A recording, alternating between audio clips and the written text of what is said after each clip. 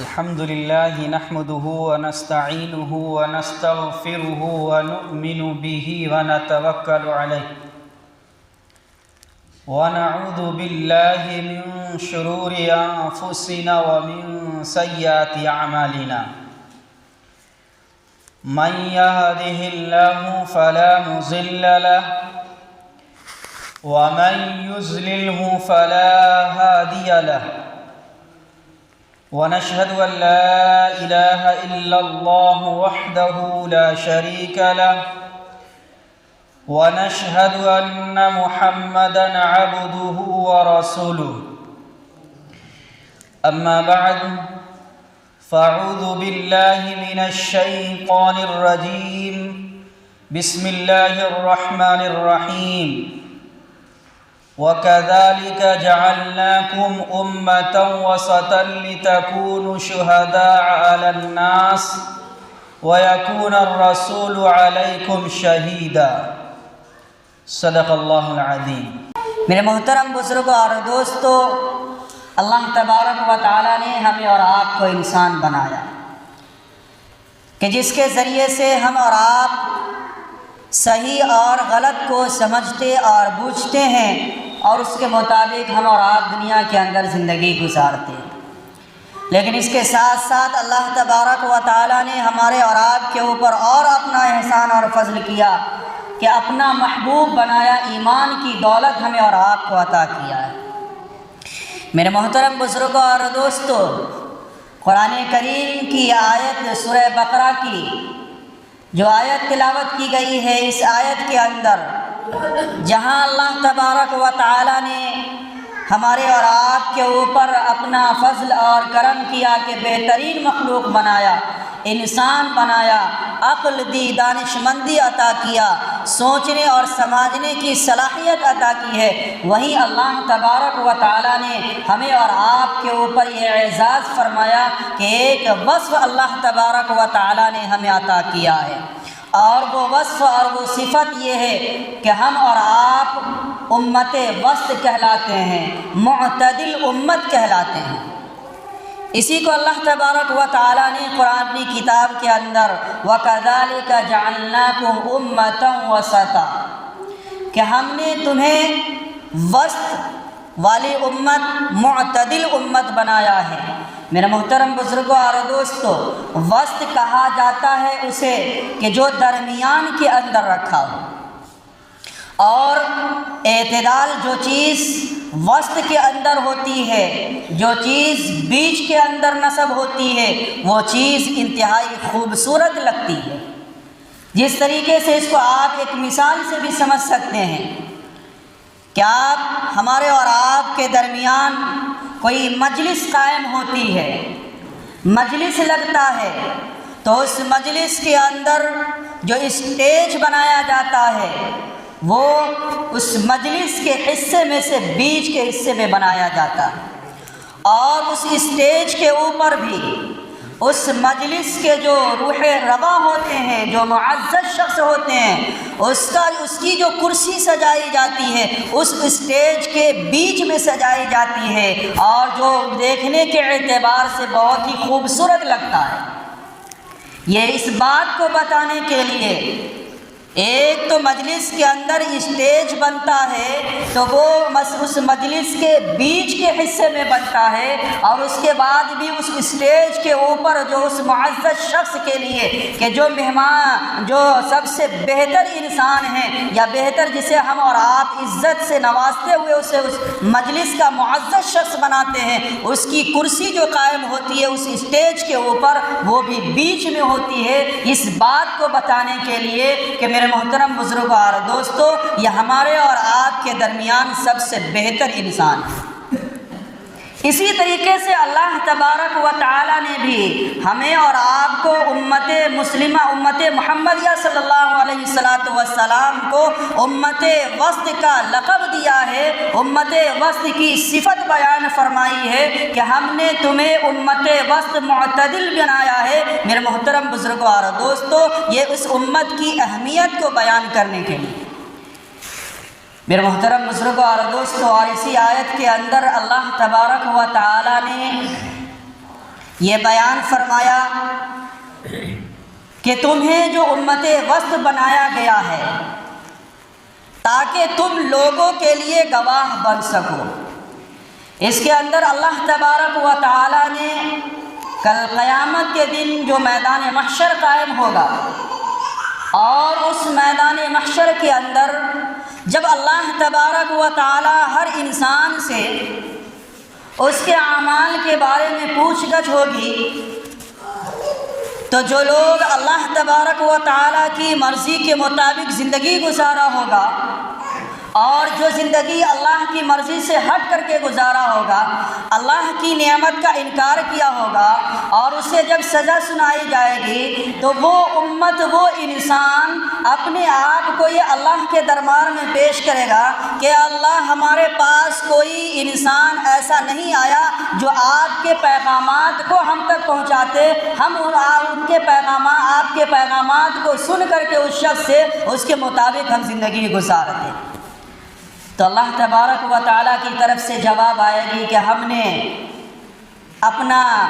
قاصد، اپنا رہبر، اپنا نبی بنا کر کے ہم نے دنیا کے اندر تمہاری رہبری کے لیے بھیجا تھا، وہ اس بات کا انکار کریں گے۔ تو میرے محترم بزرگوں اور دوستو،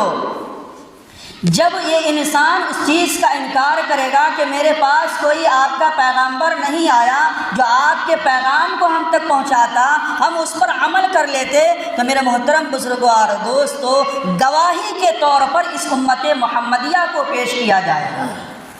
کہ ہم نے تمہارے پاس اپنا قاصد، اپنا نبی بنا کر کے ہمارے پیغام کو تم تک پہنچانے کے لیے اپنے نبیوں کا سلسلہ کو قائم کیا تھا، اور تم اس بات کا انکار کر رہے ہو۔ تو اللہ تبارک و تعالیٰ اس امت کو دلیل کے طور پر پیش کریں گے۔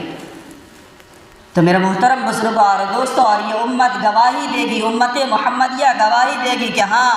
آپ کے نبی، آپ کے پیغمبر دنیا کے اندر آتے رہے اور پیغامات کو سناتے رہے۔ اس پر دوسری امت جو ہوگی وہ اس بات کو یہ کہے گی کہ یہ امت تو سب سے لاسٹ میں آنے والی ہے، یہ دنیا کے اندر آخر میں آئے ہیں، یہ ہماری گواہی کیسے دیں گے؟ تو میرے محترم بزرگوں اور دوستوں، امت محمدیہ علیہ السلام اپنے نبی کو دلیل بنا کر کے پیش کریں گے کہ ہمارے نبی نے ہمیں بتایا تھا۔ اسی کو میرے محترم بزرگوں اور دوستو، اس قرآن کریم کی آیت کے اندر اللہ تبارک و تعالیٰ نے نقشہ پیش کیا ہے، وَكَذَلِكَ جَعَلْنَاكُمْ أُمَّةً وَسَطًا، کہ ہم نے تمہیں امت وسط، معتدل مزاج والی امت بنایا ہے۔ وَكَذَلِكَ جَعَلْنَاكُمْ أُمَّةً وَسَطًا لِتَكُونُوا شُهَدَاءَ عَلَى النَّاسِ، کہ تاکہ تم لوگوں کے لیے گواہ بن سکو کہ ہم نے اللہ کے پیغام پہنچانے والے نبی ہمارے درمیان آتے رہے اور تم نے اس کا انکار کر دیا۔ اور جب اس امت کو یہ امت گواہی دیں گے تو پھر اس امت سے یہ معلوم کیا جائے گا کہ تم تو سب سے لاسٹ میں آنے والے تھے، تمہاری بات، تم تو اس دنیا کے اندر سب سے لاسٹ میں آئے تھے، پھر تم کیسے گواہی دو گے؟ تم میرے حالات کو کیسے جان سکتے ہو؟ تو اللہ تبارک و تعالیٰ نے اسی آیت کے اندر اگلے جملے کے اندر فرمایا، كَذَلِكَ جَعَلْنَاكُمْ أُمَّةً وَسَطًا لِتَكُونُوا شُهَدَاءَ عَلَى النَّاسِ وَيَكُونَ الرَّسُولُ عَلَيْكُمْ شَهِيدًا، کہ ہم تمہارے اوپر اپنے نبی کو گواہ بنائیں گے کہ ہمارے یعنی امت وسط کے جو نبی جناب محمد الرسول اللہ صلی اللہ علیہ وسلم، وہ گواہی دیں گے کہ ہاں، ہم نے اپنی امت کو یہ پیغامات پہنچائے ہیں، اور یہ ساری آگے سے لے کر کے پچھلی تک جتنی دنیا کے اندر گزری ہوئی بات ہے وہ تمام ہم نے اپنی امتیوں کو بتایا ہے۔ تو میرے محترم بزرگوں اور دوستو، اصل موضوع یہ ہے کہ اللہ تبارک و تعالیٰ نے ہمیں اور آپ کو ایک صفت جو بہت معزز صفت ہے کہ اللہ تبارک و تعالیٰ نے معتدل مزاج والی امت بنایا ہے، معتدل مزاج والی امت بنایا ہے، وسط کی امت بنایا ہے۔ اس کا مطلب یہ ہے کہ ہم اور آپ، اللہ تبارک و تعالیٰ نے جو ہمیں اور آپ کو دین اور شریعت عطا کیا ہے، اس کے اندر یہ امت نہ تو افراط کرنے والی ہے اور نہ تفریط کا شکار ہونے والی ہے۔ پچھلی امتوں کے اندر افراط اور تفریط پایا جاتا تھا۔ افراط اور تفریط یہ ہے کہ کسی چیز کو اس کے مقام سے بالکل اوپر پہنچا دیا جائے، آسمان تک پہنچا دیا جائے، اور تفریق یہ ہے کہ اس کی کوئی ایسی، اس کو اتنا گرایا جائے، اس کا مقام و مرتبہ اتنا نیچا کر دیا جائے کہ اس کی کوئی حیثیت ہی نہیں ہے۔ پچھلی امتوں کے اندر یہ چیز پائی جاتی تھی۔ اس امت کی خصوصیت تو یہ ہے اور اس امت کی فضیلت تو یہ ہے کہ اللہ تبارک و تعالیٰ نے اسے معتدل امت بنایا ہے، وسط کی امت بنایا ہے۔ بہت ساری فضیلتیں اس امت کے لیے ہیں اور بہت سارے انعامات اللہ تبارک و تعالیٰ نے اس امت کو عطا کیا ہے۔ اسی طریقے سے بنی اسرائیل کو بھی اللہ تبارک و تعالیٰ نے بڑی فضیلتیں اور بڑی انعامات دیے تھے، لیکن بنی اسرائیل کے اندر افراط پایا گیا کہ انہوں نے حضرت عزیر علیہ السلام کو خدا کا بیٹا تصور کیا۔ عیسائیوں نے حضرت عیسیٰ علیہ السلام کو خدا کا بیٹا تصور کیا، گویا کہ اس نے نبی کو اللہ رب العزت کے مقام پر اتنا پہنچایا، اتنا اس کے مقام کو بدا کیا کہ خدا کے برابر کر دیے۔ خدا کے اندر یعنی وہ توحید کا انکار بیٹھے کہ ایک نبی جو انسان ہے، اللہ تبارک و تعالیٰ نے اپنا نبی بنا کر کے بھیجا ہے، اس کو اتنا مقام اس کا اتنا اونچا کیا کہ اسے اللہ کے برابر میں لے جا کر کے بیٹھے۔ لیکن وہی نبی جب اللہ کے پیغام کو ان تک پہنچایا تو اس نے اس کے اندر اتنا نچلے سطح پر دیکھا کہ اس نے جب نبیوں نے اپنے معجزات کو دکھائے اور اللہ تبارک و تعالیٰ کی نشانیوں کو دکھایا تو میرے محترم بزرگوں اور دوستو، اس نے ان معجزات کا انکار کیا، اسے نیچے گرا دیا۔ یہی افراط تفریط اس امت کے اندر بنی اسرائیل کے اندر پائی گئی کہ حضرت عزیر علیہ السلام کو اپنا اللہ کا خدا کا بیٹا تصور کیا، اتنا ان کا مقام اونچا کر دیے۔ لیکن جب وہی نبی، وہی حضرت عیسیٰ علیہ السلام، وہی حضرت عزیر علیہ السلام، جب اللہ کے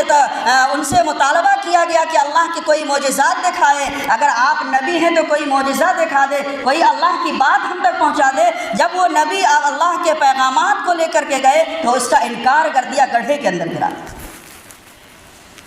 لیکن میرے محترم بزرگوں اور دوستو، اللہ تبارک و تعالیٰ نے ہمیں اور آپ کو معتدل امت وسط عطا کیا ہے۔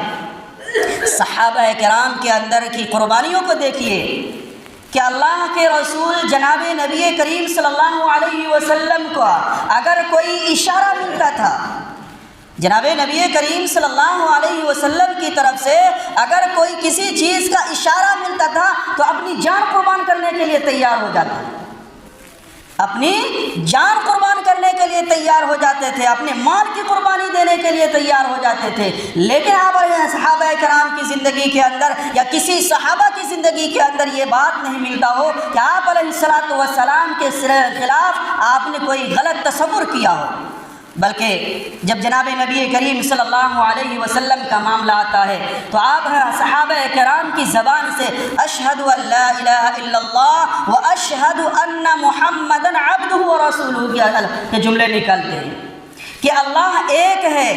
اور محمد جو ہمارے اور آپ کے درمیان میں ہیں وہ اللہ کے بندے اور اللہ کے رسول ہیں۔ کبھی آپ علیہ السلام کے بارے میں کسی صحابہ کی زندگی کے اندر یہ نہیں ملتا ہے کہ آپ نے جناب نبی کریم صلی اللہ علیہ وسلم کو اللہ کا بیٹا تصور کیا، نعوذ باللہ، نہیں۔ یہی وسط کہلاتا ہے کہ اللہ تبارک و تعالیٰ نے جس چیز کا ہمیں حکم دیا ہے اس پر عمل کرنا ہے، اس سے حد سے تجاوز نہیں کرنا ہے۔ چاہے آپ ہماری شریعت کے منہج کو دیکھ لیجئے، شریعت بھی اس بات کی دعوت نہیں دیتی ہے۔ ہماری شریعت کے اندر اس بات کا حکم دیا گیا ہے کہ دنیا بھی کمانا ہے،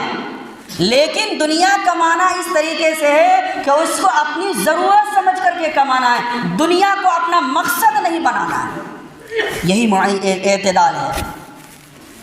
شریعت کے اندر یہ حکم دیا گیا ہے کہ زندگی گزارنے کے لیے ہمیں مال بھی کمانا ہے، دنیا بھی کمانا ہے، لیکن مال کمانے کے لیے ہم صرف اس مال کو جو حاصل کرنے کی کوشش کریں، اس کے لیے جو ہم محنت کریں وہ اتنا سمجھ کر کے کہ ہمیں دنیاوی ضرورت ہے۔ ہمیں ہماری دنیاوی ضرورت ہے، اتنا سمجھ کر کے اس کو کمانا ہے، اتنا نہیں سمجھنا ہے کہ یہ ہمارے لیے مقصد ہے، مقصد حیات نہیں بنانا ہے، بلکہ ضرورت سمجھ کر کے حاصل کرنا ہے۔ یہی میرے محترم بزرگوں اور دوستوں عبادات کے اندر ہے کہ ہم عبادت جو اللہ تبارک و تعالیٰ نے ہمیں اور آپ کے اوپر فرض کیا ہے، جیسے نماز کا پڑھنا فرض ہے 5 وقت میں، زکوٰۃ کا دینا اگر صاحب نصاب ہیں تو اس کا دینا فرض ہے، اسی طریقے سے روزہ سال کے اندر 1 مہینہ رمضان کا روزہ فرض ہے، اس کو فرض سمجھنا ہے اور نفل کو نفل ہی سمجھنا ہے۔ آج ہماری ہمارے درمیان یہ خرابی پائی جاتی ہے کہ ہم اور آپ فرائض سے دور ہو جاتے ہیں اور نوافل کی طرف ہم اہمیت دیتے ہیں۔ جیسے ابھی 1 مہینے کے 15 دن کے بعد شب برات آئے گی، اس کے اندر عبادت کرنا نفل عبادت ہے۔ ہماری زندگی کے اندر کیا پایا جاتا ہے؟ جیسے ہی شب برات کی رات آئے گی، مغرب کی نماز سے لے کر تہائی رات تک خوب نفلی عبادتیں کرتے ہیں، خوب نفل پر نفل پڑھتے جاتے ہیں، گویا کہ پورے سال کا کفارہ ادا کرنے لگ جاتے ہیں۔ لیکن وہی شخص جو پوری رات نماز ادا کرتا ہے، نفل پر نفل پڑھتے جا رہا ہے، قرآن کی تلاوت کرتے جا رہا ہے، لیکن جب فجر کی نماز کا وقت آتا ہے تو اس کی فجر کی نماز کہاں جاتی ہے؟ سونے میں جاتی ہے، فجر کی نماز سونے میں چلی جاتی ہے۔ گویا کہ آپ نے اس نفل نماز کو آپ فرض کے درجے میں پہنچا دیا ہے۔ یہ میرے محترم بزرگوں اور دوستوں، ایسی عبادت قبول نہیں ہے۔ جو فرض کا مقام ہے اس کو فرض پہ رکھا جائے، جو نوافل کا مقام ہے وہ نوافل رکھا جائے۔ لیکن آج ہم اور آپ کیا کرتے ہیں؟ اسی طریقے سے بہت سارے لوگ ایسے ہیں جو غیر رمضان میں روزہ رکھتے ہیں، غیر رمضان میں روزہ رکھتے ہیں۔ ہاں بہتر ہے، رکھیے، اس کا بھی حکم دیا گیا ہے، لیکن یہ نفل ہے اور رمضان کا روزہ فرض ہے جو ہر حال میں آپ کو رکھنا ہوگا۔ لیکن رمضان کا روزہ آتا ہے، رمضان کا مہینہ آتا ہے، تو وہی شخص جو پورے دن رمضان غیر رمضان کے اندر روزہ رکھتا ہے اور رمضان کے مہینہ کے آتے ہی چوروں کی طرح ہوٹلوں کے اندر گھروں میں بند ہو کر کے کھاتے ہیں، روزہ نہیں رکھتے ہیں۔ یہ میرے محترم بزرگوں اور دوستوں، یہ افراط اور تفریط کا شکار ہوتا ہے، یہ امت کی پہچان نہیں ہے۔ میرے محترم بزرگوں اور دوستوں، ایک واقعہ کی حدیث کے اندر لکھا ہے، حضرت انس بن مالک رضی اللہ تعالیٰ عنہ کی حدیث ہے کہ چند لوگ 3 شخص ازواج مطہرات کے پاس آئے اور آپ علیہ السلام کی عبادت کے بارے میں معلوم کیا کہ آپ کی عبادت کیا تھی۔ تو آپ ان 3 شخصوں کے درمیان جب ازواج مطہرات نے آپ علیہ السلام کی عبادت کا تذکرہ کیا تو ان 3 شخصوں نے کہا کہ یہ تو کوئی معمولی عبادت ہے، یہ تو کوئی بات نہیں ہے۔ لیکن پھر انہی تینوں کے بعد دلوں کے اندر یہ بات آئی کہ چلیے وہ تو ہمارے نبی کا معاملہ ہے، نبی کا تو اگلا اور پچھلا تمام گناہ معاف ہے، وہ تو بخشے بخشائے، ہمیں اپنی عبادت کرنی ہے۔ اس میں سے ایک شخص نے کہا کہ میں پوری زندگی دن کا روزہ رکھوں گا، کبھی افطار نہیں کروں گا۔ دوسرے شخص نے کہا کہ میں پوری رات اللہ کی عبادت کروں گا، اور تیسرے شخص نے یہ کہا کہ میں کبھی کسی عورت سے کوئی نسبت اور کوئی تعلق نہیں قائم کروں گا، یعنی عورت سے شادی نہیں کروں۔ یہ بات جب ختم ہو گئی تو اللہ کے رسول جناب نبی کریم صلی اللہ علیہ وسلم باہر نکلے اور ان 3 شخصوں سے فرمایا کہ تم لوگوں نے یہ گفتگو کر رہے تھے، اللہ کی قسم ہم تم سے زیادہ اللہ سے ڈرنے والے ہیں۔ اللہ کے نبی جناب محمد رسول اللہ صلی اللہ علیہ وسلم کا فرمان ہے کہ ہم تم لوگوں سے زیادہ اللہ سے ڈرنے والے ہیں، اللہ کی عبادت کرنے والے ہیں، لیکن میں رات کا دن کا روزہ بھی رکھتا ہوں، افطار بھی کرتا ہوں، رات کے اندر ہم اللہ کی عبادت بھی کرتے ہیں اور سوتا بھی ہوں، اور اسی طریقے سے ہم عورتوں سے شادی نکاح بھی کرتے ہیں۔ یہ اللہ کے رسول جناب نبی کریم صلی اللہ علیہ وسلم نے فرمایا۔ یہ گویا کہ آپ علیہ السلام نے ان تینوں صحابی کے ذریعے سے اپنی تمام امت کو یہ پیغام دیا ہے کہ تم افراط اور تفرید کے اندر شکار نہ ہو جاؤ، بلکہ تمہاری پہچان یہ ہے کہ تم دنیا کے اندر زندگی گزارنے کے لیے جو اللہ تبارک و تعالیٰ نے حکم دیا ہے اس کے مطابق زندگی گزارنا ہے، اور جن چیزوں سے تمہیں روکا ہے اس سے رک جانا ہے۔ کہ اللہ یہ شریعت اسلام کا جو اللہ تبارک و تعالیٰ نے جو دین ہمیں اور آپ کو دیا ہے، یہ اسی بات کی طرف میرے محترم بزرگوں اور دوستوں دیا ہے کہ ہم اس دنیا کے اندر رہتے ہوئے دنیا بھی کمانا ہے، لیکن دنیا کو اپنی ضرورت سمجھ کر کے، اپنا مقصد حیات سمجھ کر کے نہیں، اور اللہ کی عبادت بھی کرنا ہے اللہ یہ ضروری سمجھ کر کے کہ اللہ تبارک و تعالیٰ نے ہمیں نماز کا بھی حکم دیا ہے، صدقہ و خیرات کا بھی حکم دیا ہے۔ میرے محترم بزرگوں اور دوستو، اگر کوئی شخص یہ کہتا ہے کہ ہم دنیا کے اندر صرف عبادت ہی عبادت کریں گے، ہم مال دنیا کے اندر نہیں کمائیں گے، تو یہ بھی غلط ہے۔ اس لیے کہ دوسری طرف اللہ تبارک و تعالیٰ ہمیں یہ بھی تو حکم دے رہا ہے کہ اگر تمہیں اللہ تبارک و تعالیٰ نے نوازا ہے تو تمہیں صدقہ بھی کرنا ہے، زکوٰۃ بھی دینا ہے، خیرات بھی کرنا ہے۔ تو اگر آپ دنیا نہ کمائیں گے، مال نہ کمائیں گے، تو یہ صدقہ خیرات کہاں سے کریں گے؟ یہ زکوٰۃ کہاں سے ادا کریں گے؟ تو میرے محترم بزرگوں اور دوستو، ہماری شریعت، ہمارا دین اس بات کی طرف ہے کہ ہمیں اور آپ کو دین کو بھی حاصل کرنا ہے، دنیا کو بھی حاصل کرنا ہے۔ اللہ تبارک و تعالی ہمیں کہنے سننے سے زیادہ عمل کی توفیق عطا فرمائے۔ وآخر دعوانا الحمدللہ رب العالمین۔